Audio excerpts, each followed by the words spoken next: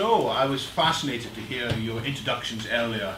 I felt I have a lot in common with many of you. My name's David Wood.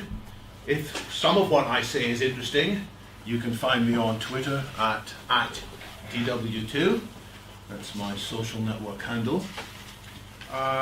One thing that's unique about me in this group, I think, with the possible exception of the other speaker who has now joined us from this afternoon, is that 2 months ago I knew nothing about art.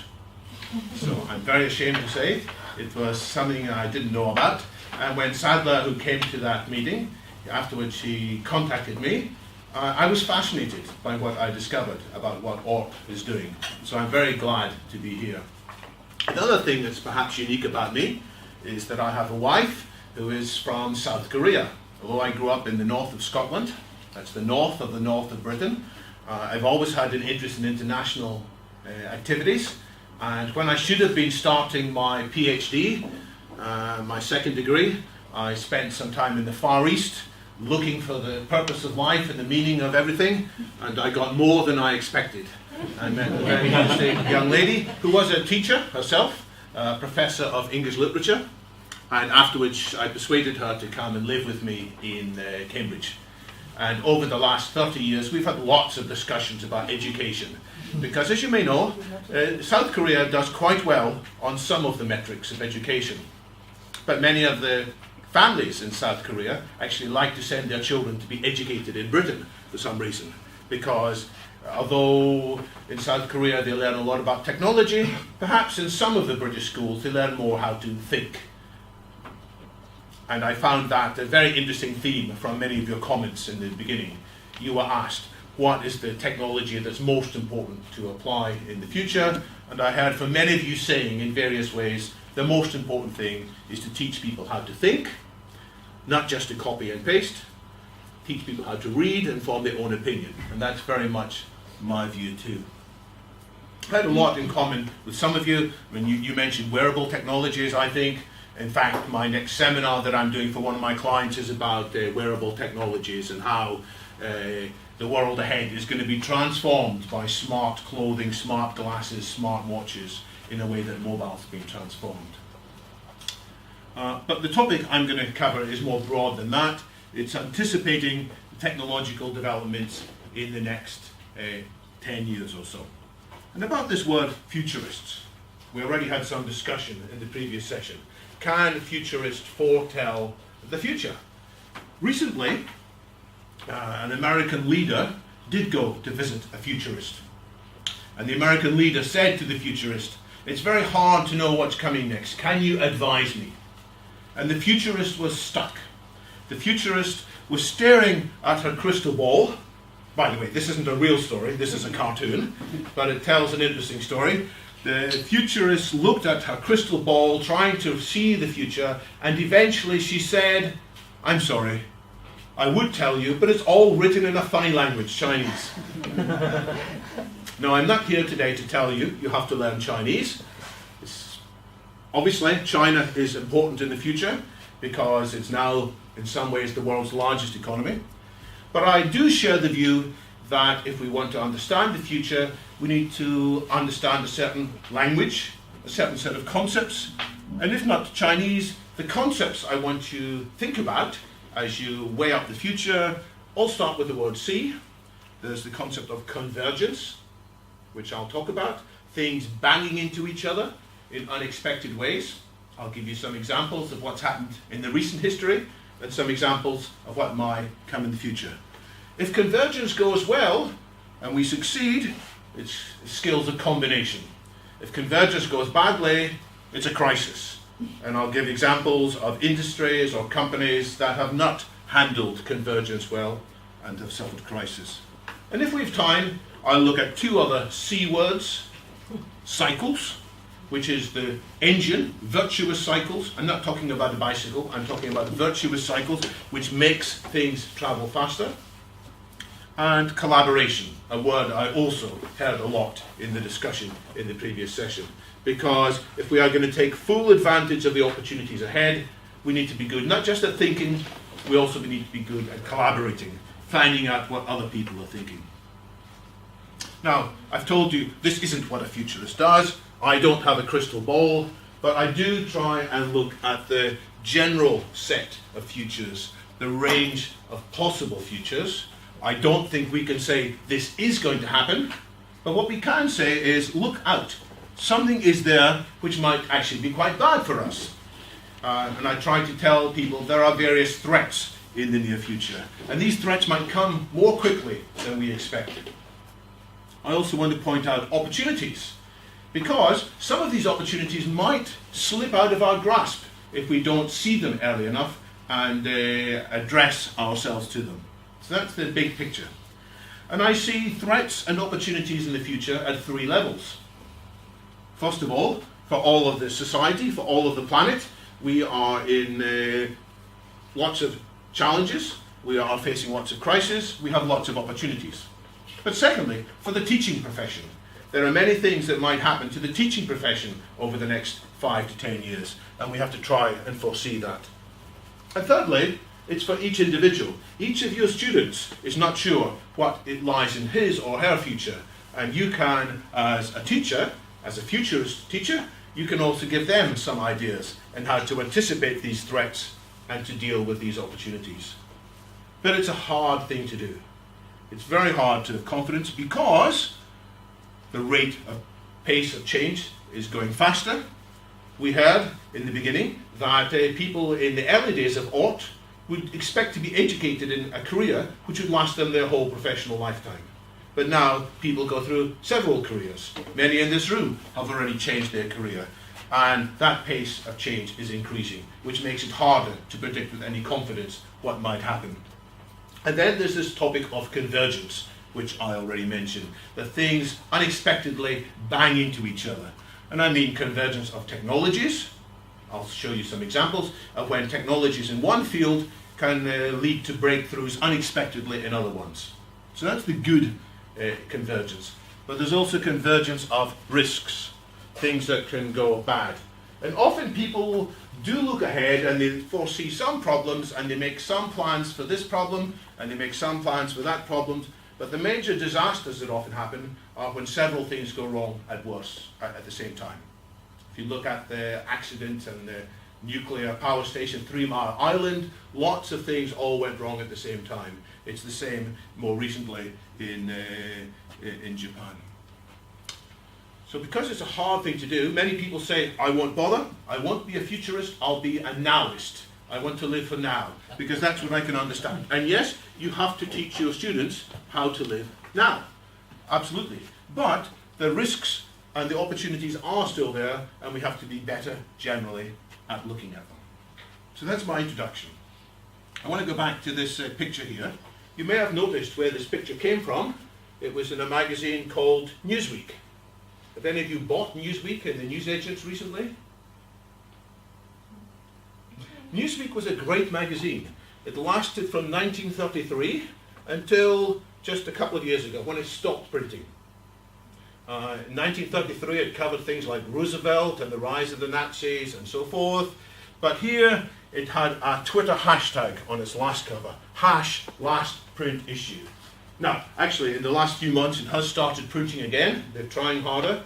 It's selling a fraction of what it used to do. But this is an example of a newspaper which is now no longer printing. And let's look at this example a bit more carefully.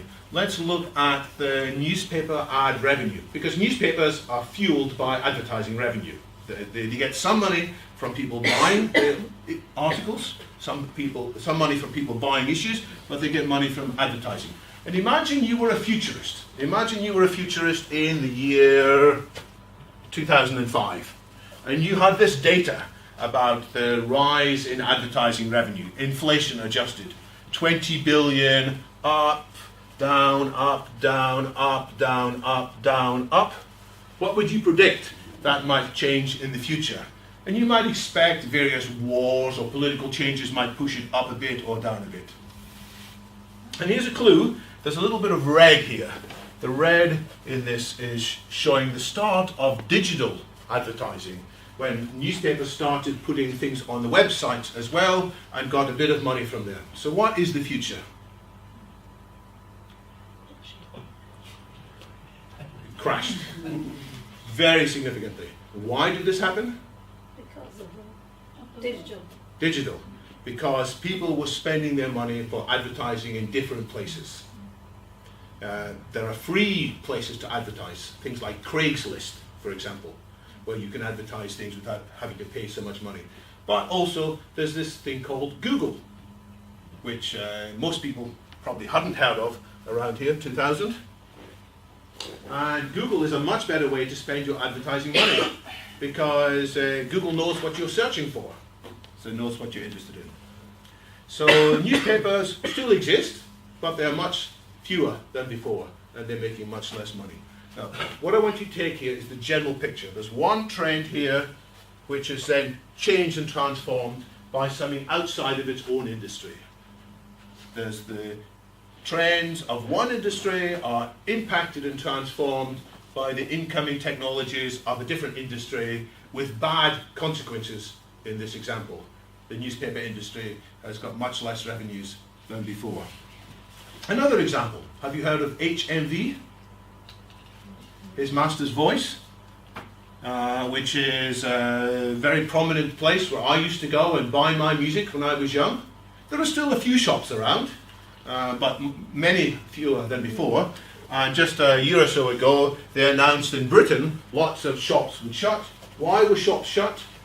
Because they didn't anticipate that people would get more of their music from the internet. They knew that there was this thing called the internet. The CEO of HMV in the UK said, in the future, maybe 25% of all the music purchased will be on the internet. They didn't realize quite how far this change would go. And then there's videos. I don't know if you have a company in your country called Blockbuster. Not anymore. Not anymore. They knew that the internet was coming. They knew that there was a new mechanism for people to get videos. A young small company called Netflix tried to sell themselves to Blockbuster, and Blockbuster said, "You're crazy." I think the asking price was about 250 million. And they said, that's far too much money for a small, insignificant thing. And now the value of Netflix is way up in the billions. So yet another example of not appreciating an incoming steamroller, as I call it. And the question is, these industries have been changed. What is going to happen in the industries that your students might choose for their career?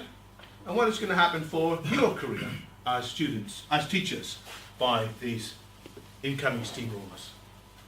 Now, it doesn't have to be bad news. My next example is a better, positive example. This is the example from Amazon. Amazon.com, who sell lots of books. And they started selling physical books in 1996, and they had a similar curve. Some more sales, less sales, more sales, with books increasing. And they realized that eventually people would buy books electronically. And they introduced this thing called the Kindle, and they started selling ebooks here in 2009, and in just 3 years they were selling more ebooks than physical books. We're not talking about free books, we're talking about books that people actually spend money on. And Jeff Bezos, the CEO of Amazon, said they thought it would happen eventually. They didn't expect how quickly this change would take place. But it's an example of positive change. And we can briefly understand why this product was successful, by the way. It was successful because of another of these C words I mentioned, a combination of things that Amazon were able to integrate. Yes, computers got more powerful, and we can talk about that shortly. But there were many other things that added in here. A smart combination of multiple technology improvements. For example, you could store many more books on one of these. It's incredible how many books I can store in my Kindle. Secondly, the fact that the screens got better. The very first e-book readers weren't that pleasant to look at, and the battery didn't last very long, but that screen technology has improved too. Thirdly, it's so easy to get books on there because there's Wi-Fi everywhere. I don't know if you had this experience. Sometimes I'm in an airport, I wonder if I've got time before my flight. I go into the bookshop, the large bookshops there, Waterstones or whatever, Borders. I'll find a nice book. It's a bit heavy, and then I'll go out, I'll put the book down, I'll go out, I'll get on my Kindle, and just in a few moments, I've got that book cheaper than in the bookshop, and without making my luggage even 1 gram any heavier. So, and it all happens by this Wi-Fi that I don't have to worry about. It all happens automatically. By the way, they took advantage that there was more sophisticated software. The Linux and later Android software has gone into these Kindles. They have lots and lots of books available. And by the way, there were changes in business model too. For example, they didn't try to make money so much by selling the devices. They were interested in making money from the books. So that's why they could sell them at a low price. So without looking at the details, I just want you to think this is a successful company because it was able to combine lots of trends and turn them into an advantage. If we look at this picture, rather than being steamrolled by the trends, Amazon actually turned them around and changed. And so they are now successful, still selling physical books, but also very successful selling electronic books. And the real question for us all in the next 10 years or so is how do we stop this happening to us in our profession? How do students stop this happening to them? And how do we get on to this more positive outcome? And you can see there's 2 things involved.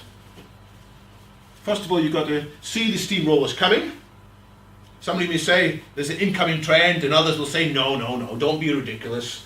This internet thing's never going to make a difference. Nanotechnology is not going to make a difference. Robots are not going to make a difference in my life. Maybe in 20 years' time.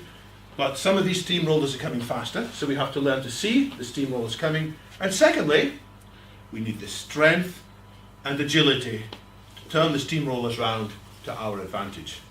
It's a different set of skills. And I hope as teachers, you will be able to give people some wisdom as to what trends are coming, but also the skills, which involves independent thinking, it involves lean organizations, it involves good collaboration to be able to change quickly as things become clear. So what are these steamrollers coming? And I mention here a quote from Kevin Kelly, who's the author of, co-founder of Wired. He said, you may think a lot's happened in the last 20 years, but actually many more things are going to happen in the next 20 years compared to the last 20 years, because the rate of pace is increasing. And let's just look at some examples of what happened in the last 20 years. Here's a picture that a financial analyst took in 1993 of the things he used. And the same picture of what he used 20 years later was, now, it's a bit of an exaggeration, because some of these things can do some things better than this, you know?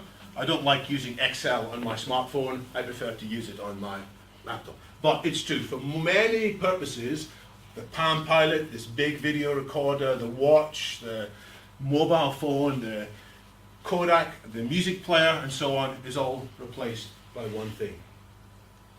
Another example, I think the next speaker is going to talk a bit about robots. In roughly the same time, robots have changed from something very ugly and not very functional. We don't yet have them here, but maybe in 10 years or 20 years we will have them much more interacting with us. Lots of change in robots. In fact, we can look at how the price has changed for industrial robots. A certain industrial robot in 2008 cost $500,000. You can now get them for just $22,000.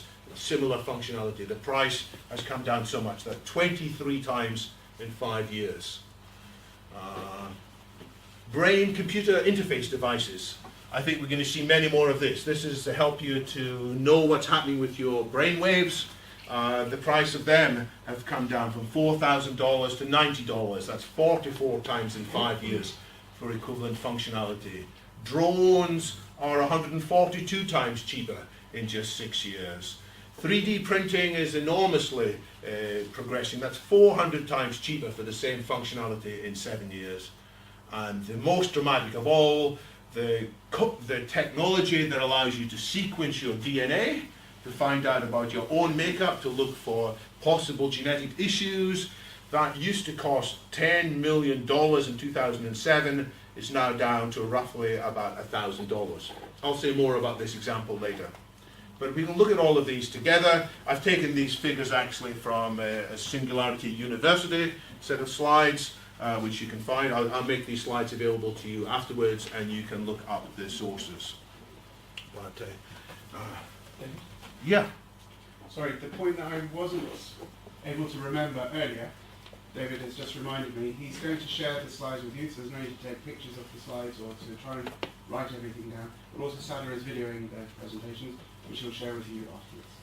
If you try and write everything down, you will be very tired by the end of this. So just go with the flow.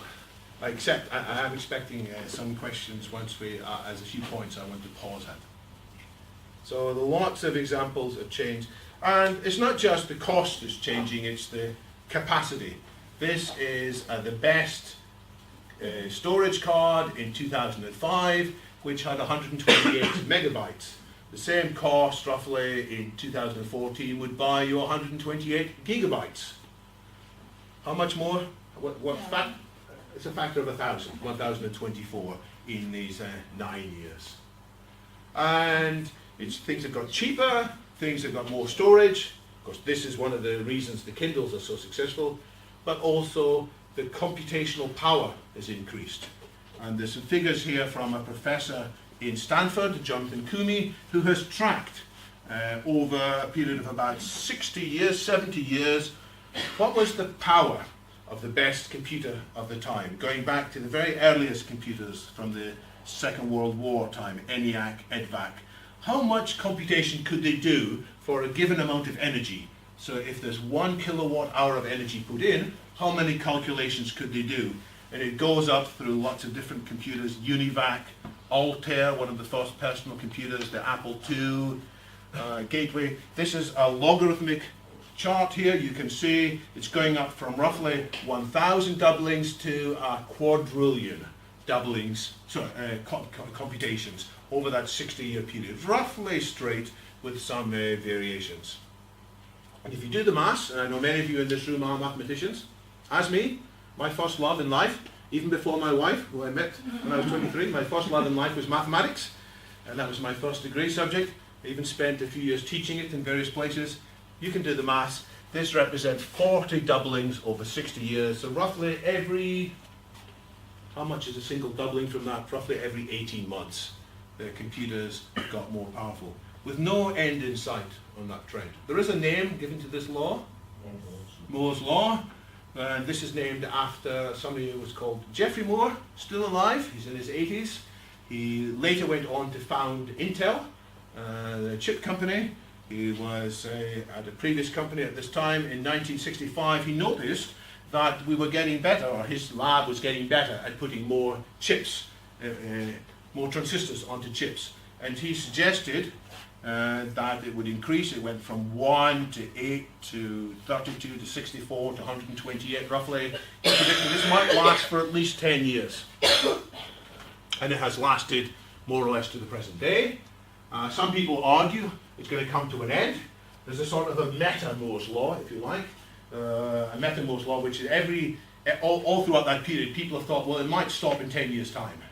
And here's an industry spokesman from a company called Broadcom, the CTO, who was at an industry panel recently. He said, yeah, it's going to come to an end in about 15 years' time. You know, we've got 15 years more progress. This person, I don't expect you to recognize him. He is somebody who works at Intel, Mike Maybury. He says, actually, Moore's Law will probably continue a lot longer because it's all done by lots of different technologies. It's not just one technology they're improving. There's many different technologies his team are keeping track of, and they have, I haven't got it on here, there's about 13 different technologies they're tracking. So he believes there's no end in sight for these improvements.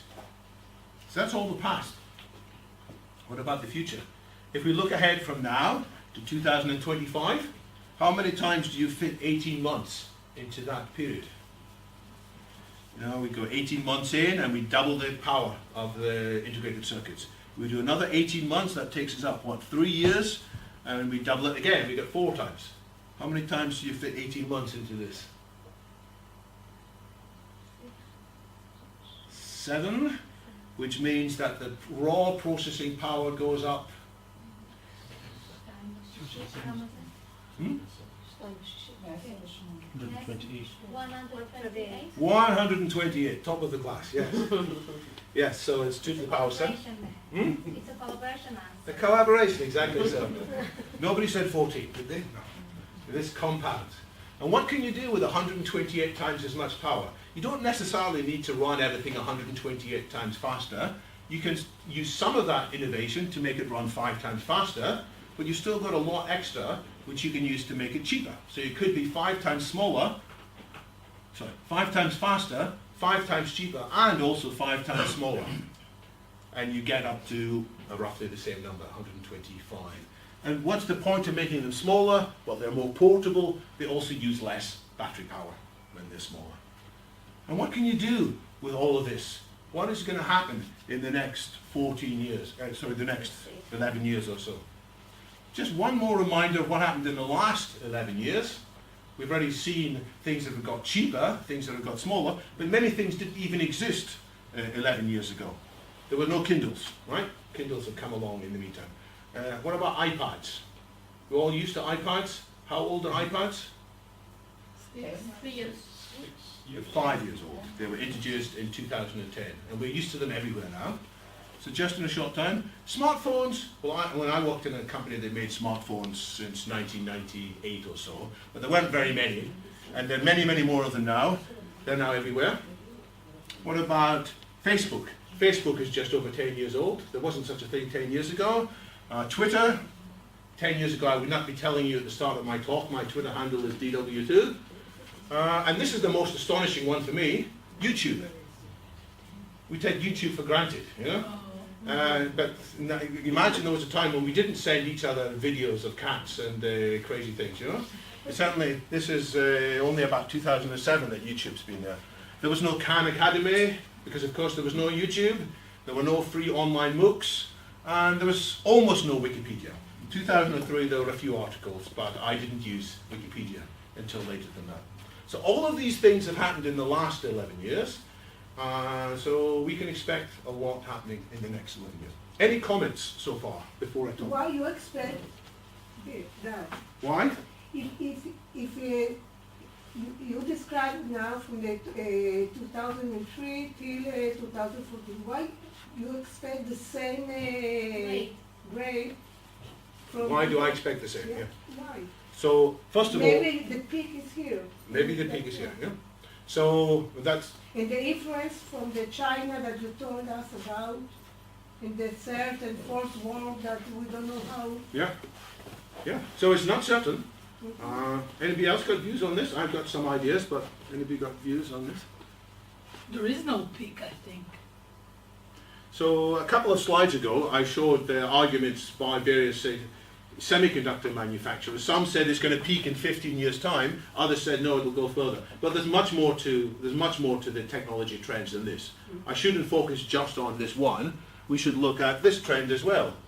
This is Cooper's law. Much less known. Cooper's law shows how much good we are at communicating over the wireless networks. You know nowadays there's something called 4G, before that there was 3G, before that there was 2G. People are talking about bringing in 5G in 2020. Each G means you can communicate more information. It's better ways of sending videos.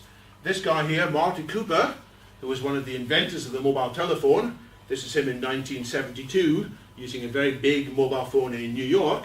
He has plotted how much conversations, and it's a technical term I understand, could be done per location. And he has tracked it all the way back to early 1900s. In fact, he tracked it back to 1895. In 1895, somebody called Marconi was doing his experiments in wireless transmission in the south of England, across the Bristol Channel. And he points out that the amount of information that can be transmitted doubles, roughly, every 30 months since 1895.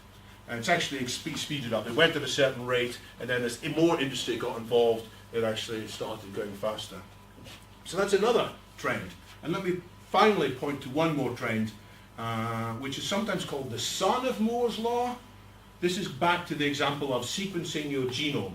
If you look at your DNA, And people noticed quite a while ago that we were getting better.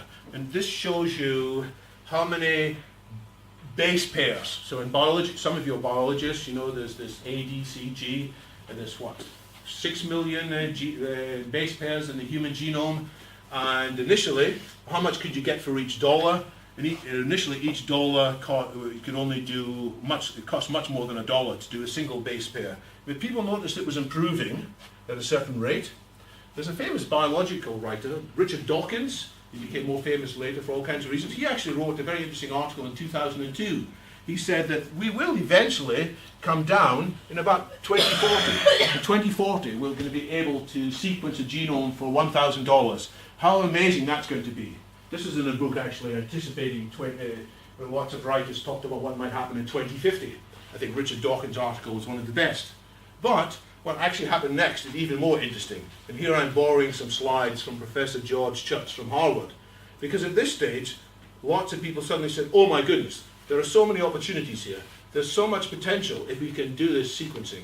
And a whole new trajectory started off. And things doubled much, much faster. And so, in fact, as I mentioned earlier, we are already in 2014 at the stage of being able to sequence a whole human genome for just $1,000. So this is an example not of reaching a peak, but of actually accelerating. And why does it accelerate? It's because many, many more people suddenly looking at this field, many companies realizing that the future of pharmaceuticals, the future of many things to do in biology, depends on us doing this well. So many more companies got involved and that rate of pace increased. To come to the question, which is a very astute question, what is the cause for exponential change and when should we expect it to stop? Because some things don't go on forever. For example, the speed of airliners. You know, once upon a time the speed of airliners got faster and faster, but now we don't get faster. You know, we had something called Concorde, which used to go faster than the speed of sound. I don't think any of us have probably travelled faster than the speed of sound. Because they stopped making it. We sort of got used to travelling at 500 miles an hour or 800 kilometres an hour. That's good enough. Other things haven't got bigger and bigger. Skyscrapers got bigger for a while, but they stopped getting bigger in about 1930. They got a bit more bigger recently. So they don't improve exponentially. So what are the factors? First of all, it's got to be physically possible. And as a very famous physicist, Richard Feynman, said back in 1959, there's plenty of room at the bottom. He invented effectively the whole discipline of nanotechnology in his foresight here. He said that when you look at what's physically possible, we can store an awful lot of information in atoms at the atomic level.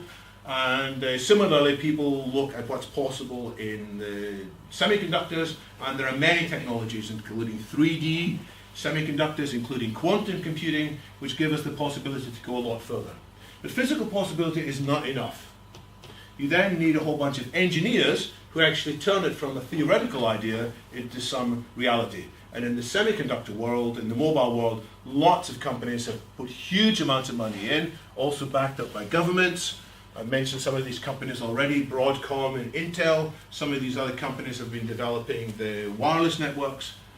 The competition helps, by the way, and that's the second factor. But why would companies put this money in? Because users are interested in the advantages. Users want to get better high definition video. Users want faster communication. Users want some better calculation powers on their devices. And you need this ongoing investment, ongoing engineering ingenuity, ongoing benefits to end users. And that's the subject of the cycle. I said at the beginning, I hope to get on and talk about cycles. Let me spend a few minutes on that, and then we'll break for a discussion. What I mean by cycles, let's look at computers. Where did computers come from? Well, they've got to be manufactured, and they've got to be designed. Initially, the very first computers were made by hand. You know, people actually got soldering irons out and screwdrivers, and they were also designed on paper and pencil. There's a film coming in the next few weeks about the invention of computers in Bletchley Park here in England. It's a film about Alan Turing. And they'll actually show you there the hard work they did. But once you get one set of computers, guess what? You can use computer-aided design, computer-aided manufacturing. One set of computers is able to make the next computers more quickly. It's the same with software. Where does software come from? Many of you in this room talked about your knowledge of software. You use other software to help you write software. You use tools such as debuggers, compilers, optimizers, profilers, and lots of other modern fangled tools that I don't know about. But one set of software allows you to write better tools, which allows you to write better software. There's a virtuous cycle. Now, the big question, where does technology come from? There's several parts of the answer here. Technology comes from people who are educated. You've got to learn a lot before you're able to contribute to technology. And how is education done? Well, we're using technology here, aren't we? We're using this projector. Nowadays we've got MOOCs. More and more people can use technology in their learnings. And so technology allows education to go better, which allows technology to go to the next level. And it's actually more complicated than this because there are more and more people who can benefit from the online courses, and more people can benefit from being networked together by new technology. And so people all over the world are able to get involved in discussions, how we can advance technology. And one bit of technology can build more easily on another because there are more and more people who understand. In the company that I worked for most recently, before I just continued my independent consulting, that company was Accenture. Accenture had more engineers in one city in the world than any other. That city was Bangalore in India. And they had the second highest number in Manila, in the Philippines. So many more people are educated around the world, more people are involved. So that is my basic answer as to why technology is likely to continue to improve faster and faster. There are obstacles, which we'll come to. There are many things that might stop this happening, but so long as I'm talking about the positive possibilities, this is something I believe is ahead of all of us. And I said technology comes from people, technology comes from education, it also comes from other technologies. And so just briefly, just look at a whole series of technologies that are going to come in the next 10 years. Nanotechnology is technology that's very small. The smaller we're able to manipulate matter, the more we can build computing devices. Not just computing devices to calculate, but also computing devices to sense, to monitor, to pick up information. We can put some of these computing devices around the human body. We can pick up information about what's going on inside the body. We can pick up information about the brain. In the last 10 years, we have learned more about the brain than we knew in all the time before. Because we've got MRI scanning, we've got lots of other scanning mechanisms. So I think in the next 10 years, we're going to have deep insight as to how the brain's really operating. Not just logically, but all the other things that the brain does. Creativity, intuition, emotion, whatever. We're going ahead in leaps and bounds. And as we understand the brain more, there's another convergence. We're going to be able to build better artificial intelligence. The artificial intelligence so far up to now has been quite narrow in its rationality. But you often tell your students something like, think outside the box, be lateral, be creative. Once we understand what this creativity involves, we're going to be able to put this inside our artificial intelligence. And it's going to be able to do lots of things that people previously thought was impossible. We'll apply the same technology to change our genes, to change the DNA, not just reading it, but we can also write it. We can create new life forms. We can reprogram parts of our own cells. And so many of the skills that your students are learning in software will probably be applied not on transistors, not in silicon, but they might be applied in changing DNA. I think that's a likelihood. And what we can do with all of this, we can re-engineer parts of our brain. Now, I've had my eyes lasered. I don't know about you. It was quite an interesting experience. I used to wear glasses for many years. And about 4 years ago, I had my eyes lasered. I allowed this laser into my eyes, and my eyes are almost 20/20. It's been a great advance. I'm looking forward to getting, I tell people I'm looking forward to getting my brain lasered. I don't quite mean that, but I know that my brain isn't probably as sharp as it was when I was 18 or 19. And I look forward to intelligence augmentation. It won't be a laser, but it might be changing some of my genes, reprogramming my body with some synthetic biology and with synthetic biology, regenerative medicine. Some of these skills and new materials and artificial intelligence will also be evolving into robots, and some of it will also be in the larger field of geoengineering, in which we use some of these skills to have new energy sources, and we use some of these skills potentially even, if we wish, to change parts of the climate. So that is the technology convergence that means other technologies will go faster. It will go faster because we've got better computers. Other technologies will go faster because we have more understanding of what happens at the lower level, and because we have robots manipulating things as never before, and because we have a better understanding of materials than ever before. Now, the next thing I want to do is to show you a short video, but let's just pause for a moment. Has anyone got any reactions to any of this? Any of you think that this is a kind of an unlikely scenario? Any of you think I've missed out something important in terms of the technology of the future? Yeah, one of the things that occurs to me is that we're talking about a very tiny part of the population of the world. Mm-hmm. United States, Europe, Mm-hmm. Western Europe. Mm-hmm. There are billions of people in the world that don't benefit from this. And if you keep, if you keep advancing the technology, you're going to reach a point where, I mean, a lot of the growth has been because it's become more accessible to more people, Mm-hmm. which is why you've got more smartphones, more Mm-hmm. computers. But if you can reach a point when the impact on the environment of this constantly evolving technology, it won't be sustainable. Mm-hmm. I mean, you can see that, for example, of why we don't fly around in Concorde, Mm-hmm. because no one wants to listen to sonic booms all the time. Mm-hmm. And there's no real advantage in getting to New York, cutting 2 hours off the journey to New Yeah. York. You can read a book on a plane. Why not?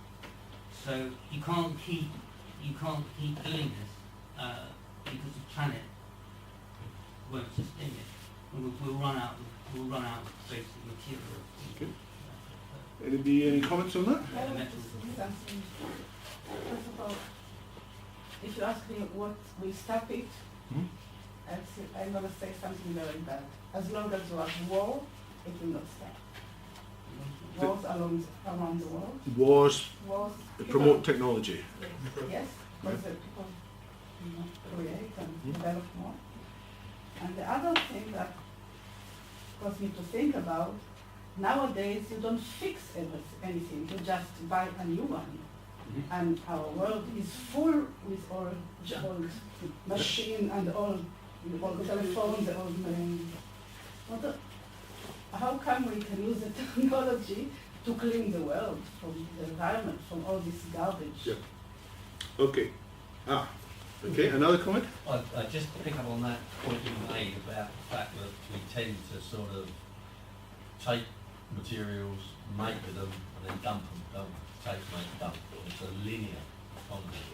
And one of the things that I think these technologies can help us with is creating a circular economy where we model what we do on the way the natural world works. Everything's kind of driven by sunlight, and you have materials in flows, and the waste from one flow becomes the feedstock for another flow. It requires a massive sort of readjustment of the way we do business, but the Ellen MacArthur Foundation is running this week something called the Disruption Festival, where she's promoting with a lot of people in the business industry how we change from a linear economy to a circular economy, and the aim is to solve the very problem you put your finger right on, because we can't carry on doing business as usual. You're absolutely right there. And so how do we change? And I think, part of how we change has got to be down to the technologies at our disposal, and it's something we should be thinking about. So nature's very good at recycling waste. What one creature no longer uses and disposes, other creatures are able to take advantage of. So I entirely agree that a lot of the future to making things sustainably is in our skills at recycling. And some of that will be with genetic engineering and synthetic biology. Some of it will just be improving what we're already doing with recycling, and more things that we discard are taken apart. It's a very large and growing business. I think there's more in the future as we'll be better at figuring out how to regain the value of what we've recycled. I don't agree that this is just for people in a small number of countries. I don't think that these advantages will only apply to people in America and, say, the developed world. I mean, the examples of smartphones show one counterexample. Smartphones were initially just available to very rich people who were interested in technology or business, but now there's something like 3 billion smartphones in use around the world because they got much lower cost. So there's still a little more to go, but the latest Android and Firefox smartphones, is that correct? I said that many of them don't have what to eat, but it's okay, they have a smartphone. Well, no, in terms of the eating, I think that we should spend some time talking about that. So the Green Revolution, which has taken place already, it's not completely good because there are some side effects of the way we've changed wheat. You know, the way we've changed wheat makes more of us suffer from problems of diabetes and obesity and the metabolic syndrome and so on. But on the whole, these developments in agriculture have allowed many more people to eat than before. There isn't a shortage, an absolute shortage of food on this world. It's more that we're not very good at distributing it. So there is ample energy coming to this planet from the sun, as was mentioned. There's more than enough energy hitting the sun in a day to meet all of human needs for a year. In fact, I think there's more than enough energy hitting the earth in an hour to meet all of human needs for a whole year. So we need to become better at using some of these technologies. My longer page, which I probably won't get to, lists solar engineering as something that eventually is bound to come, that we will be able to capture enough energy and spread it around the world. In terms of creating food, we can in due course look forward to artificial meat or artificial other foods which can be grown more readily, and then it comes down to the questions of distributing. So as David sitting at the back said, the problem is not so much the limitation of technology, it's we will have to change how the economy works, which is something I've got coming up. I think something that Raya mentioned and that Jeffrey mentioned as well is that's not really shown by this is politics, because he was talking about war, but I think whoever has the power to lead the advances in technology has a lot of power in holding those keys that they can use to suppress or to share or whatever, and I guess the human nature is to suspect that it won't be necessarily for the good of humanity. So we'll come to that. Absolutely, it's a good point. Yeah. The previous slide, one more. What did it show? The three drivers, right? I guess there is one more, and it's the final users that we've been hearing about the prosumers for about 10 years. The people who produce and consume. Yes. And now there's a lot more people that got access to technology and very large communities that collaborate and share the information, and they can buy by eBay or another market a small package of technology and to produce something. So the exponential improvement of technology, it's in their hands too, and right. It's in their hands Yes. too. You're right. Not only in big companies, but in small places Yes. with a group of people that only had an idea and got the technology. So absolutely right. Many small groups of people, many in the third world, many in so-called developing countries, are now taking some ideas that they found on the internet, on their phones, or just by email, and they're working together in small communities and doing amazing things. So yes, war is a driver for progress, sadly, although it's a very unpleasant thing in many other ways, but it's not the only driver for progress. People get involved because sometimes people just do it for sport, They love to be the first, they love to be the best. Why do people want to do well in the university? It's not because they want to go to war with each other, they just want to somehow to show that they are the best they can do. And so I think there are the people that I mentioned here aren't just consuming technology, they are creating technology. And the reason they're able to do it is because they're plugged into networks and they're plugged into technology which they can use. There are more sources of information about technology, there are more components that can be used, and in fact they can often recycle some of the things that the richer people cast off. And so what may happen is that some of the things that we have in our drawers may be taken to some other communities and people can use them there and do fantastic things with them. So I think there are many drivers for ups as well as drivers for down. I would like to run a short video now. You probably want a little break from hearing from me. So I want to show you a video of somebody who's even more positive about the future. He's a man called Peter Diamandis, and he's the co-founder of what's called the Singularity University, where they look more at exponential trends. So I think it only takes about 5 minutes, and he rushes through some of this, but he explains it in a different way. He looks at history, and then he shows what might be in the future. So I think this is going to work. 2 million years ago, our earliest ancestors created the world's first tool by chiseling one rock against another until all that was left was a flint spearhead. This method, starting with a block of material and chiseling away particles, is known as subtractive manufacturing.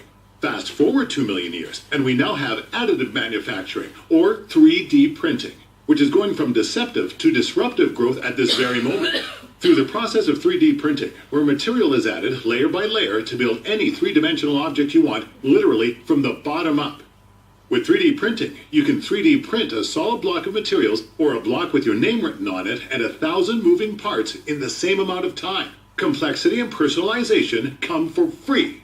Soon, instead of ordering, say, a new iPhone case off Amazon and waiting 24 hours for overnight delivery, you can just download a file and 3D print it on your desk. This technology has the potential to disrupt a $10 trillion global manufacturing industry and create a new generation of entrepreneurs. 3D printers, whose parts are driven by computers, are part of the larger exponential technology category of robotics, which are becoming more intelligent, more versatile, and capable of doing jobs that could once only be done by humans. Today, working robots range from Google's driverless car to Suitable Technologies' telepresence robot, which can help you transform your senses from anywhere to anywhere, instantly, without transporting your atoms. But tomorrow's robots will be combined with another exponential technology, artificial intelligence. The ability of a computer to understand human language, take direction, provide answers and opinions, taking our robots from those that stock shelves to those you trust to expertly perform brain surgery. While today's artificial intelligence exists in forms like Siri and IBM's Watson, which understand the nuance of human language, in the future, AI will look more like Jarvis from Marvel's Iron Man, quickly gathering incomprehensible amounts of data from the internet to make incredibly accurate split-second decisions. But we're not talking about your father's internet anymore. By 2020, the number of networked devices on the planet will have grown from our current 8 billion to over 50 billion, and moving quickly towards 1 trillion. This global network, or Internet of Things, will connect everyone and everything, and at the end of these connections will be an explosion of 1 trillion sensors, taking in images, listening to sounds, and measuring everything from vibrations to acceleration to temperature. The information gathered by these sensors will then be carried by the Internet of Things to AIs, which will then mine this explosion of data, allowing you to effectively know anything you want, anytime, anywhere. Perhaps this shouldn't come as much of a surprise, but the rate of technological progress is actually accelerating. After all, unlike the 2 million-year-old spearhead, the earliest mechanical computers, invented a mere century ago, have been doubling in price performance every 18 to 24 months, progressing from mechanical computers to relays, vacuum tubes, transistors, to today's integrated circuits at epic speeds. Computers are now 1 million times faster, 1 million times smaller, and 1,000 times cheaper than they were just 25 years ago. At this rate, over the next 25 years, computers will soon become microscopic in size, infinite in supply, and effectively free. This infinite computing power, along with artificial intelligence, will converge to transform the last, and certainly not least, disruptive exponential technology we'll be talking about, the field of synthetic biology. Every living organism contains the instruction code of DNA, written in 4 letters, A, T, C, and G, that directs everything, what proteins and carbohydrates the cell produce, and where the cell is muscle, nerve, or skin, Today, with the advent of synthetic biology, DNA has become our new programming language. Using infinite computing and AI, we can design a sequence of DNA that will direct a cell to manufacture the perfect protein or carbohydrate to be used for foods, fuel, or vaccines. Far more tailored and efficient than ever before. Today, we are going from evolution by natural selection, or Darwinism, to evolution by intelligent direction. Thanks to these 6 exponential technologies, capabilities, and knowledge that once fell solely under the domain of powerful governments and the world's largest corporate giants, are now tools that sit in the hands of the entrepreneur, giving you the power to see and fix problems faster than ever before, and moving us toward a world of true abundance and the unprecedented creation of wealth. The next 25 years are going to be an extraordinary ride. Buckle up, and let's get started. Buckle up and let's get started. As I said, that was by Peter Diamandis. Very positive view about the future. I'm going to come in a minute to look at the downsides as well, and we've been talking about some of them already, but some of you may have seen this video already. I mentioned it in the possible previewing. Any of you got any more thoughts about this? Do you think this is the kind of thing you'd like to talk to your students about? Or, yes? Just a quick, well, thank you, because this was very new for me, about speaking about artificial intelligence. I always thought about robotics as something like a huge memory, that it's able to follow direction that we put inside the computer. I'm positive and negative. Positive about the synthetic biology. This is something I really understood, and I think it's very positive because of the possibility to create energy, the possibility to, it's an application in biology, brain, to produce food, to prevent and cure disease. Yes, this is. I have some problems about, or some thinking about the first one, which was the human intelligence, the artificial intelligence. Because I thought, who is in the back of this this artificial intelligence? It's man. It's human that organized, programmed the robot, the computer, the software. So human has to be perfect, because the robot has to follow directions. So it's fast, it's quick. It has to be perfectly programmed.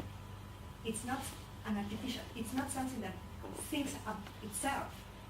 So I wonder, it depends, it's something that depends on human ability, or on the back, who's in the back of this artificial intelligence? Men. There's a long history in which people have said artificial intelligence can do certain things, but it won't do other things.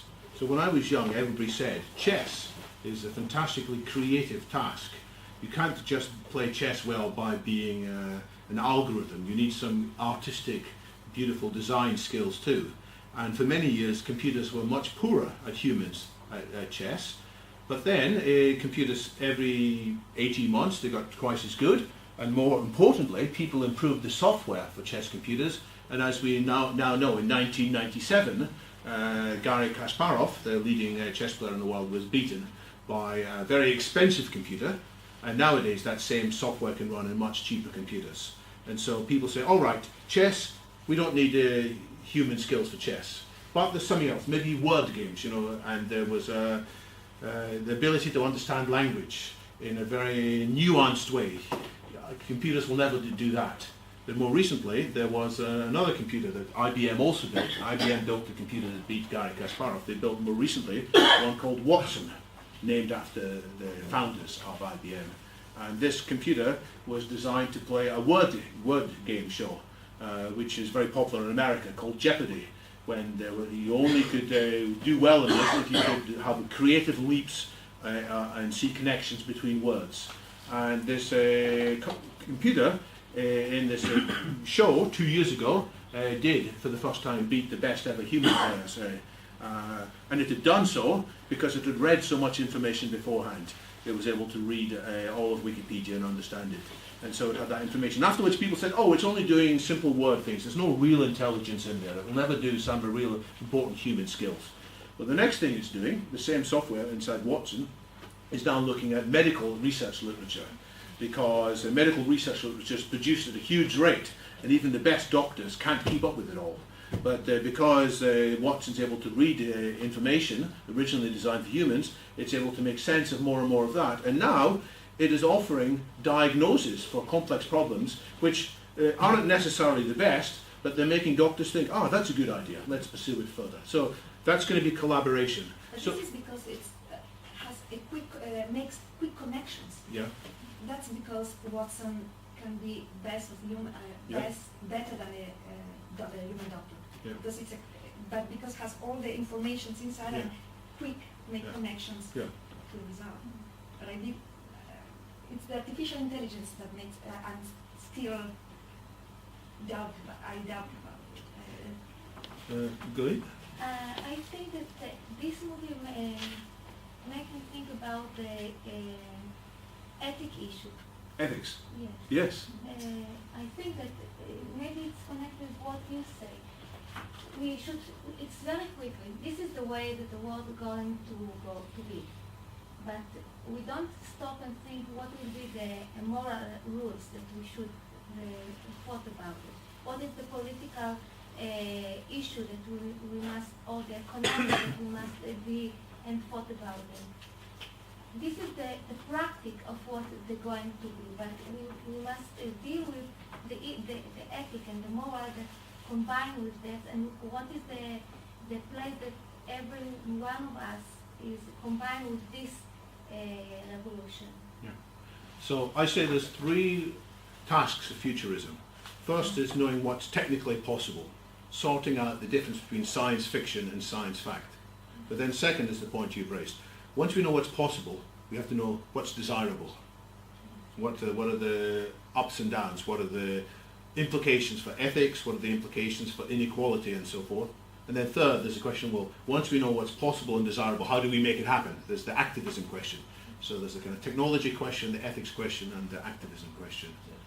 And we'll talk more about that later on. I'd just like to, I mean, you're really asking the question, we can, but should we? Yeah. Right? That seems to be a very important thing.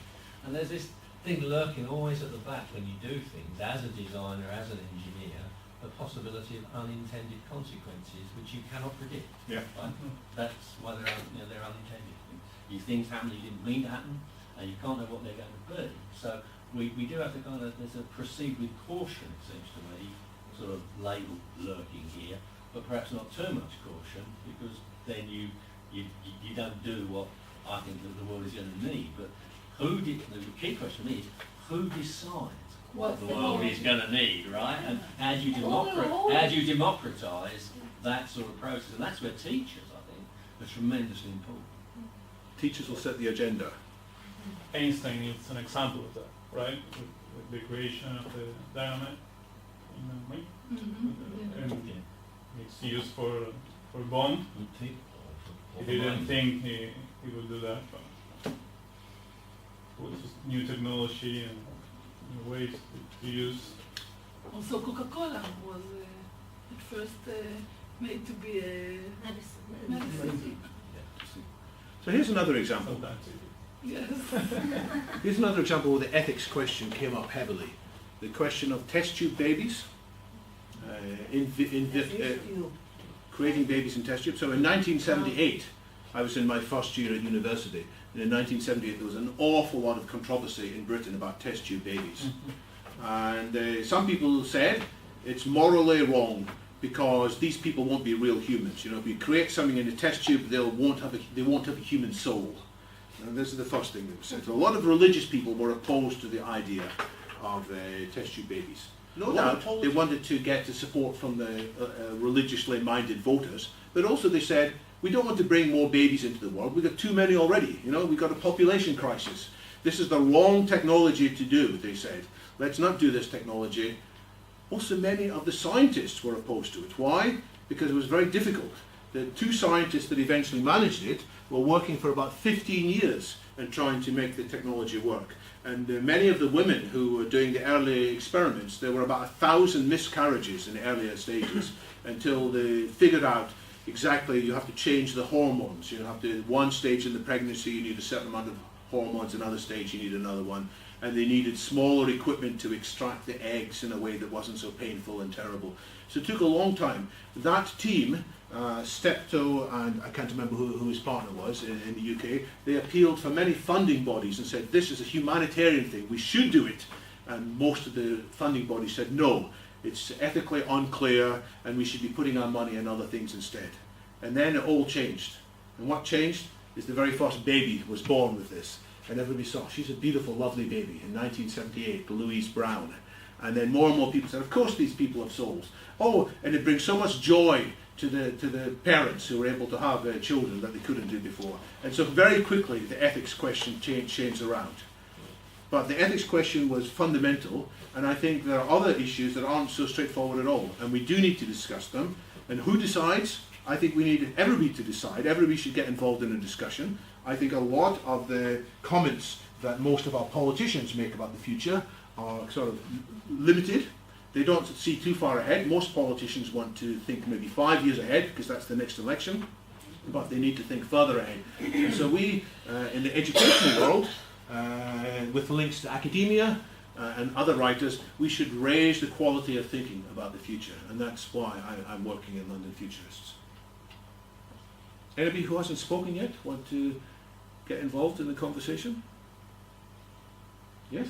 Yes, I had a remark because all those things, smartphones, computers, had been done by people who, when they were in class, they didn't have technology. Now in class, we have computers, we have calculators, we have even software of form of calculus. Yeah. And I see now, I teach math for pupils between 15 and 18, and in my experience, now when they have a calculator to do -3, -1, they took calculator. And they don't know. They even don't know if it's -2 or -4.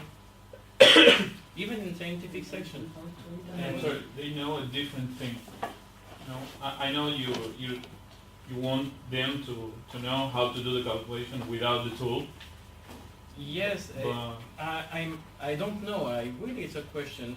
If the technology do not interfere in real knowledge, in real academic knowledge, because you need academic knowledge to do those things. You can't do a computer without no math or something basics. And today I don't know if they really know that. And those MOOC, I don't know the effects of the MOOC because it's new. So when I was young, I used to memorize lots of telephone numbers. I knew telephone numbers, lots and lots. Now I don't have that knowledge anymore. But I don't mind not having that knowledge because I'm confident that the knowledge is there in other ways. I also use logarithm tables. I mean, you probably didn't teach logarithms, but when I was at school, we had to learn how to multiply and divide. Yes? Yes. But most people don't know how to do that now. Does it matter? My grandfather was a blacksmith. He learned how to make the shoes for horses. Most people can't do that anymore. Does it matter? We'll be learning new skills instead. But we mustn't lose the fundamentals, and so we must make sure that people can still think about the most important things of logic and abstraction. But that's why in Italy, the school system wants middle school kids not to use the calculator. They want them to know how to use it, but not to use it in a regular way. Then in high school, yes. For now. For now, Yeah. So, but that's why they resolve the problem, because in high school they need it. You need to be quick, you need to be fast. But maybe in middle school you structure them. But we have the same question with formal calculus software.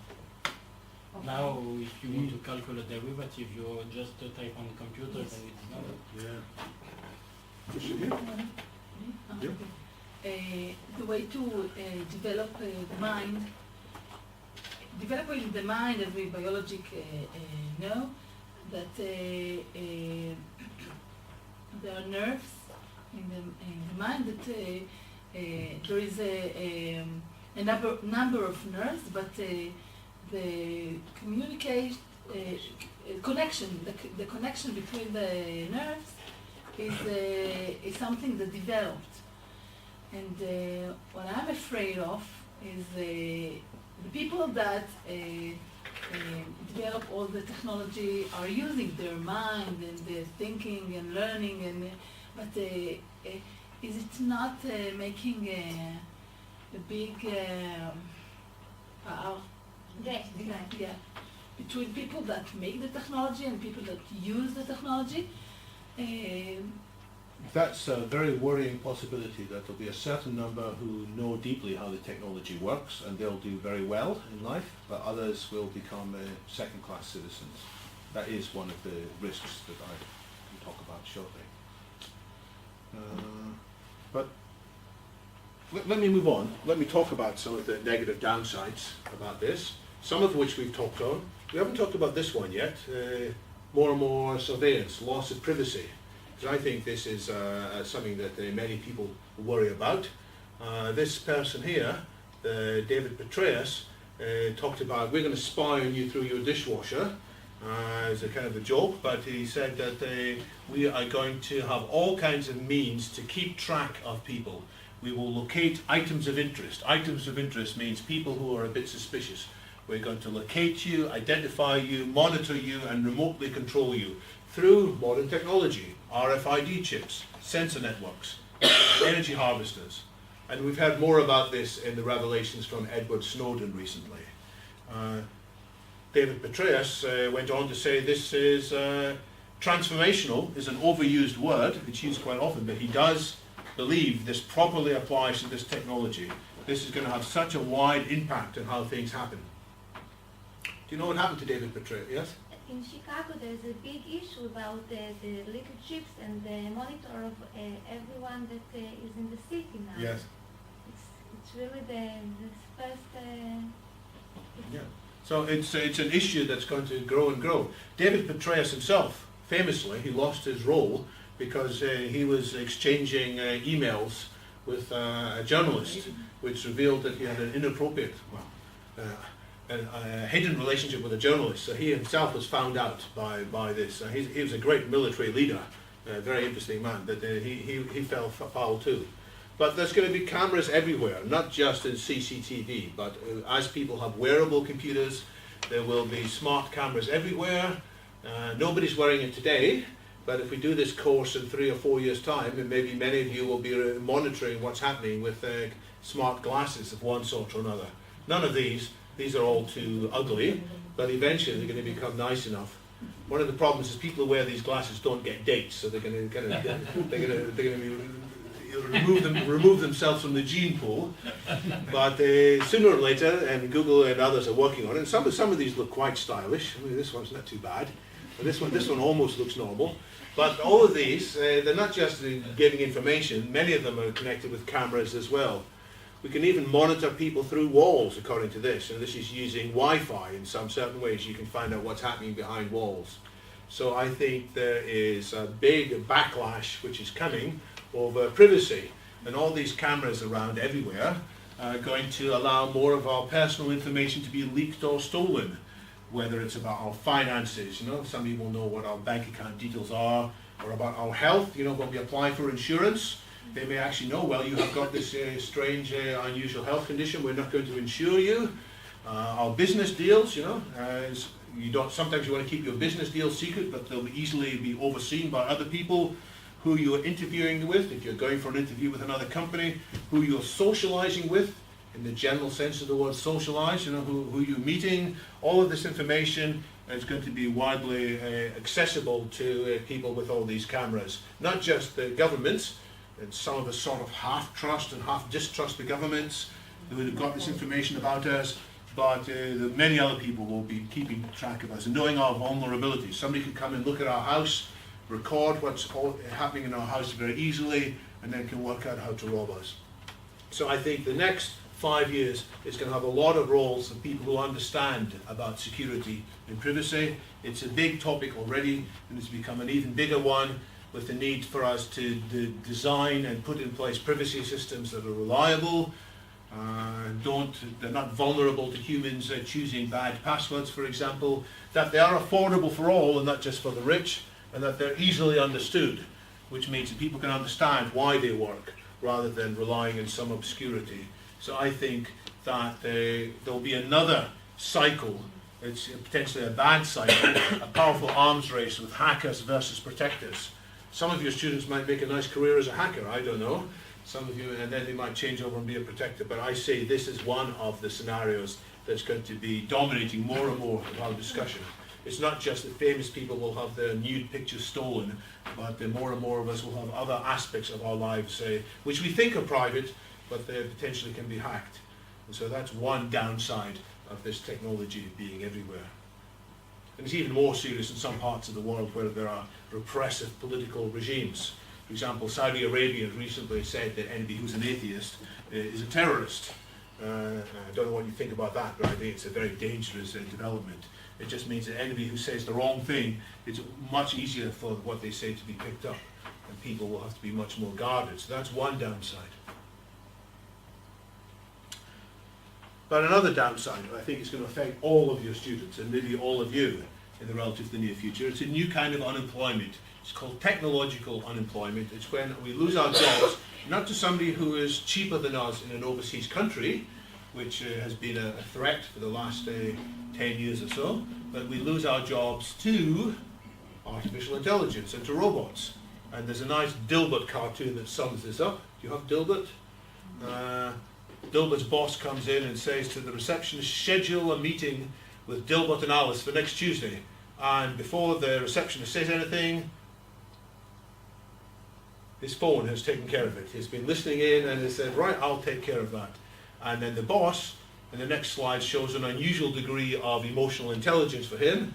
And he says, oops, that's a bit awkward, because this receptionist realizes that she's no longer got a job because the artificial intelligence is taking it over. So more jobs in shops. You know, when you go to do your shopping now, you can take it out via a special terminal that will do it all for you. You don't need to have a checkout assistant. Obviously, when you go to the bank, often you don't need to speak to a human being. But even some of the more advanced jobs might be vulnerable. And this is Vinod Khosla, who is a legendary venture capitalist in Silicon Valley. He was one of the co-founders of Sun Microsystems. He has predicted that by 2025, just 11 years' time, 80% of the functions that doctors do will be done better and more cheaply by machines and algorithms, such as Watson, which I mentioned to you earlier. It doesn't mean that doctors will have nothing to do, but maybe they'll be paid much less, because a lot of the really clever and hard stuff that they do will be done by this AI instead. And there's a nice picture here from the 1820s, 1829, picture of some horses talking amongst each other, looking at this weird thing. This is a steam-powered carriage, and the horses are saying to each other, that's a very strange thing. What do you think is going to happen to us? And the dogs are saying, these horses are going to go to the dogs. There's no future for these horses in this world, because their role in transport has been taken away by mechanization. And the question is, what about our role as humans in the workforce? Will our role be taken away not by mechanization, but by software and by robots? And I have a short video on this. It's actually a little bit longer than the last one, and maybe we'll finish with this. It's about 10-15 minutes, but I think it's such a good video which we can provoke quite a lot of discussion. So if you don't mind, I'm going to run through this. Humans need not apply. Every human used to have to hunt or gather to survive, but humans are smartly lazy, so we made tools to make our work easier. From sticks to plows to tractors, we've gone from everyone needing to make food to modern agriculture with almost no one needing to make food. And yet, we still have abundance. Of course, it's not just farming, it's everything. We've spent the last several thousand years building tools to reduce physical labor of all kinds. These are mechanical muscles, stronger, more reliable, and more tireless than human muscles ever could be. And that's a good thing. Replacing human labor with mechanical muscles frees people to specialize, and that leaves everyone better off, even those still doing physical labor. This is how economies grow and standards of living rise. Some people have specialized to be programmers and engineers whose job is to build mechanical minds. Just as mechanical muscles made human labor less in demand, so are mechanical minds making human brain labor less in demand. This is an economic revolution. You may think we've been here before, but we haven't. This time is different. When you think of automation, you probably think of this: giant, custom-built, expensive, efficient, but really dumb robots blind to the world and their own work. They were a scary kind of automation, but they haven't taken over the world because they're only cost-effective in narrow situations. But they're the old kind of automation.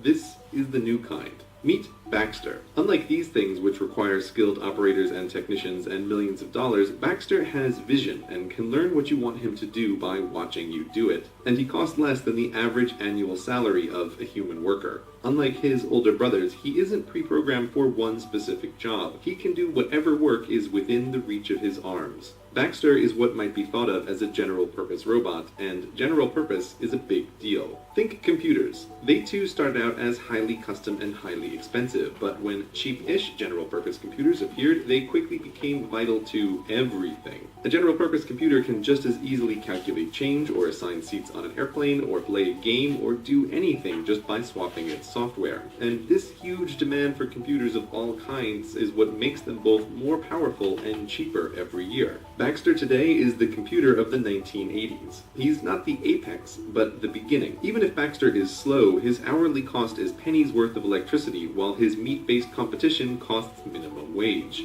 A tenth the speed is still cost-effective when it's 100th the price. And while Baxter isn't as smart as some of the other things we will talk about, he's smart enough to take over many low-skilled jobs. And we've already seen how dumber robots than Baxter can replace jobs. In new supermarkets, what used to be 30 humans is now 1 human overseeing 30 cashier robots. Or take the hundreds of thousands of baristas employed worldwide. There's a barista robot coming for them. Sure, maybe your guy makes the double mocha whatever just perfect and you'd never trust anyone else, but millions of people don't care and just want a decent cup of coffee. Oh, and by the way, this robot is actually a giant network of robots that remembers who you are and how you like your coffee no matter where you are. Pretty convenient. We think of technological change as the fancy new expensive stuff, but the real change comes from last decade's stuff getting cheaper and faster. That's what's happening to robots now. And because their mechanical minds are capable of decision-making, they are out-competing humans for jobs in a way no pure mechanical muscle ever could. Imagine a pair of horses in the early 1900s talking about technology. One worries all these new mechanical muscles will make horses unnecessary. The other reminds him that everything so far has made their lives easier. Remember all that farm work? Remember running from coast to coast delivering mail? Remember riding into battle? All terrible. These new city jobs are pretty cushy, and with so many humans in the cities, there will be more jobs for horses than ever. Even if this car thingy takes off, he might say, there will be new jobs for horses we can't imagine. But you, dear viewer, from beyond 2000, know what happened. There are still working horses, but nothing like before. The horse population peaked in 1915. From that point on, it was nothing but down. There isn't a rule of economics that says better technology makes more better jobs for horses. It sounds shockingly dumb to even say that out loud, but swap horses for humans and suddenly people think it sounds about right. As mechanical muscles pushed horses out of the economy, mechanical minds will do the same to humans. Not immediately, not everywhere, but in large enough numbers and soon enough that it's going to be a huge problem if we're not prepared. And we're not prepared. You, like the second horse, may look at the state of technology now and think it can't possibly replace your job, but technology gets better, cheaper, and faster at a rate biology can't match. Just as the car was the beginning of the end for the horse, so now does the car show us the shape of things to come. Self-driving cars aren't the future. They're here and they work. Self-driving cars have traveled hundreds of thousands of miles up and down the California coast and through cities, all without human intervention.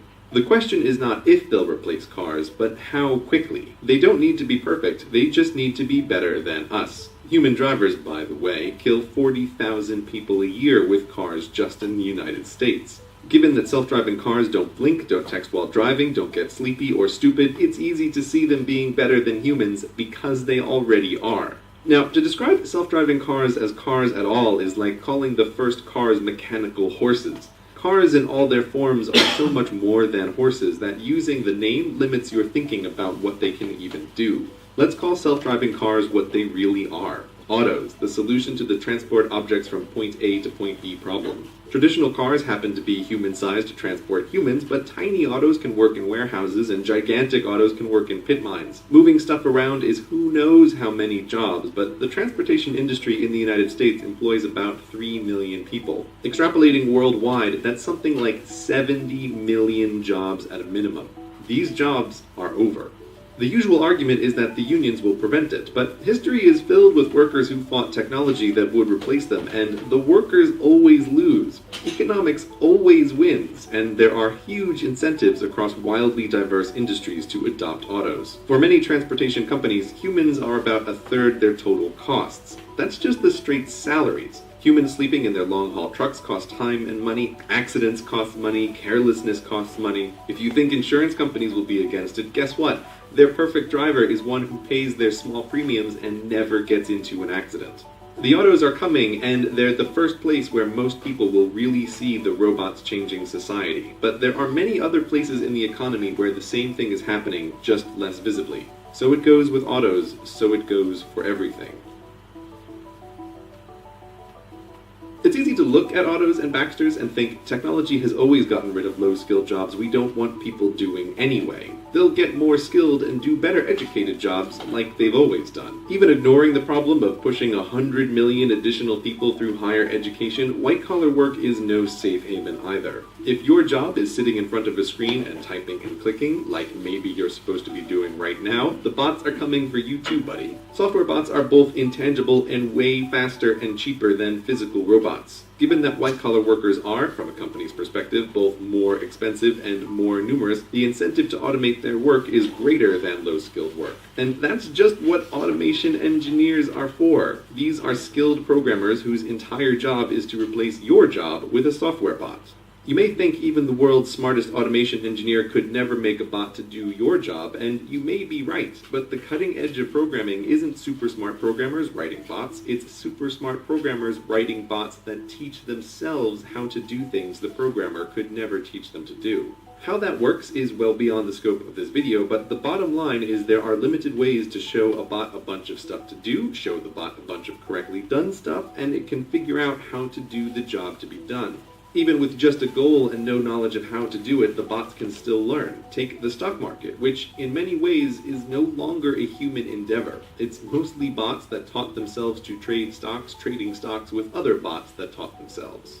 As a result, the floor of the New York Stock Exchange isn't filled with traders doing their day jobs anymore. It's largely a TV set. So bots have learned the market, and bots have learned to write. If you picked up a newspaper lately, you've probably already read a story written by a bot. There are companies that teach bots to write anything, sports stories, TPS reports, even say those quarterly reports that you write at work. Paperwork, decision-making, writing, a lot of human work falls into that category, and the demand for human mental labor in these areas is on the way down.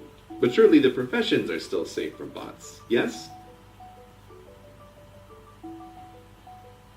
When you think lawyer, it's easy to think of trials, but the bulk of lawyering is actually drafting legal documents, predicting the likely outcome and impact of lawsuits, and something called discovery, which is where boxes of paperwork gets dumped on the lawyers and they need to find the pattern or the one out-of-place transaction among it all. This can be bot work. Discovery, in particular, is already not a human job in many law firms. Not because there isn't paperwork to go through, there's more of it than ever, but because clever research bots shift through millions of emails and memos and accounts in hours, not weeks, crushing human researchers in terms of not just cost and time, but most importantly, accuracy. Bots don't get sleepy reading through a million emails. But that's the simple stuff. IBM has a bot named Watson. You may have seen him on TV destroy humans at Jeopardy, but that was just a fun side project for him. Watson's day job is to be the best doctor in the world, to understand what people say in their own words and give back accurate diagnoses. He's already doing that at Sloan Kettering, giving guidance on lung cancer treatments. Just as autos don't need to be perfect, they just need to make fewer mistakes than humans, the same goes for doctor bots. Human doctors are by no means perfect. The frequency and severity of misdiagnoses are terrifying, and human doctors are severely limited in dealing with a human's complicated medical history. Understanding every drug and every drug's interaction with every other drug is beyond the scope of human knowability, especially when there are research robots whose whole job it is to test thousands of new drugs at a time. And human doctors can only improve through their own experiences. Doctor bots can learn from the experience of every doctor bot, can read the latest in medical research and keep track of everything that happens to all their patients worldwide and make correlations that would be impossible to find otherwise. Not all doctors will go away, but when the doctor bots are comparable to humans and they're only as far away as your phone, the need for general doctors will be less. So professionals, white-collar workers, and low-skill workers all have things to worry about from automation. But perhaps you are unfazed because you're a special creative snowflake. Well, guess what? You're not that special. Creativity may feel like magic, but it isn't. The brain is a complicated machine, perhaps the most complicated machine in the whole universe, but that hasn't stopped us from trying to simulate it. There is this notion that just as mechanical muscles allowed us to move into thinking jobs, that mechanical minds will allow us to move into creative work. But even if we assume the human mind is magically creative, it's not, but just for the sake of argument, artistic creativity isn't what the majority of jobs depend on. The number of writers and poets and directors and actors and artists who actually make a living doing their work is a tiny, tiny portion of the labor force. And given that these are professions dependent on popularity, they'll always be a very small portion of the population. There can't be such a thing as a poem and painting-based economy. Oh, by the way, this music in the background that you're listening to, it was written by a bot. Her name is Emily Howell, and she can write an infinite amount of new music all day for free. And people can't tell the difference between her and human composers when put to a blind test. Talking about artificial creativity gets weird fast. What does that even mean? But nonetheless, it's a developing field. People used to think that playing chess was a uniquely creative human skill that machines could never do, right up until the point they beat the best of us. And so it will go for all human talents. Right, this may have been a lot to take in, and you might want to reject it. It's easy to be cynical of the endless and idiotic predictions of futures that never are. So that's why it's important to emphasize again that this stuff isn't science fiction. The robots are here right now. There is a terrifying amount of working automation in labs and warehouses around the world. We have been through economic revolutions before, but the robot revolution is different.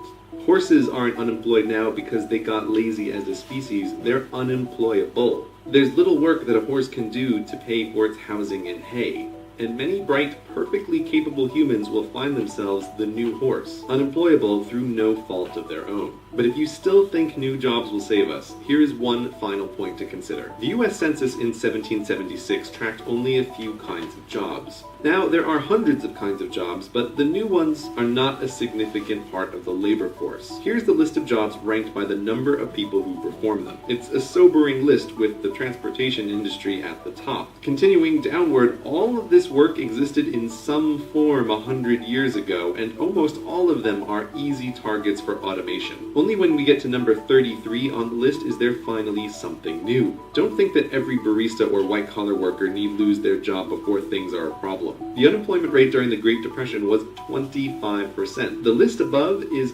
45% of the workforce. Just what we've talked about today, the stuff that already works, can push us over that number pretty soon.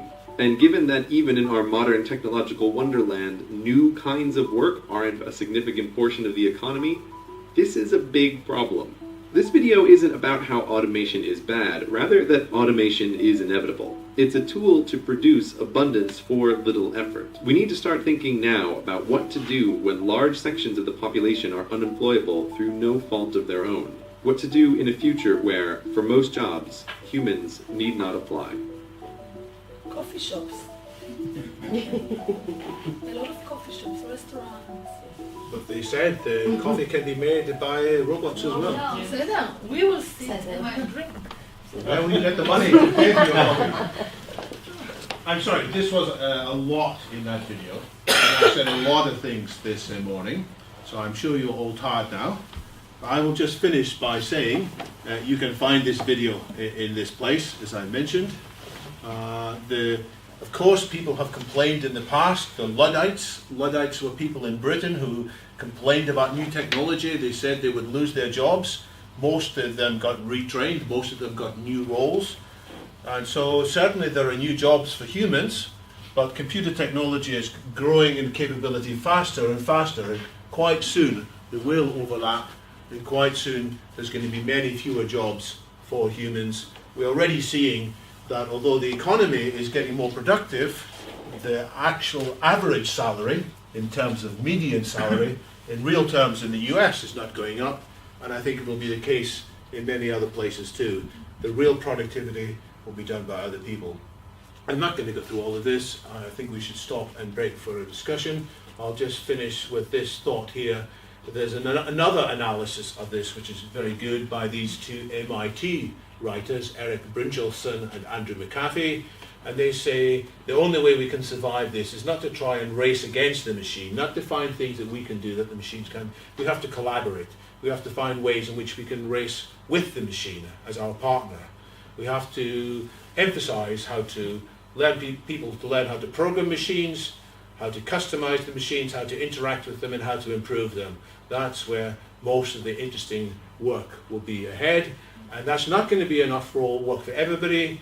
And so I think we'll have social transformation as well, and that the people in many ways will work fewer hours. Many of us will work fewer hours. Actually, Larry Page from Google, the CEO of Google, was quoted in the Financial Times just a few days ago. He said it is inevitable that 90% of jobs will be replaced by automation coming soon.